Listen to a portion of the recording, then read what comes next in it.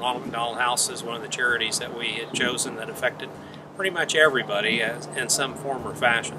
And so it was an easy sell for our group to decide that we wanted to further support it. So we're able to support it both monetarily with funds that we have for our group, as well as we solicit the help of our general office to be able to help out on work days, cook a meal days, and things like that.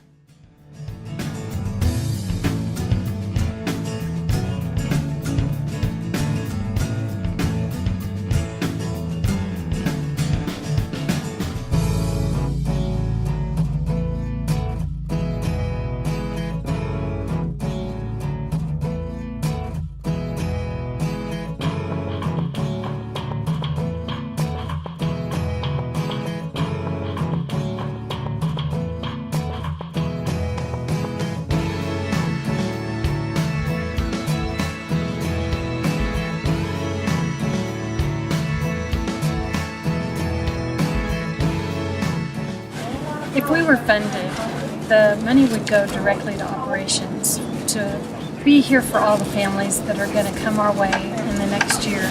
You know, we expect over 800 families, so that's a lot of people.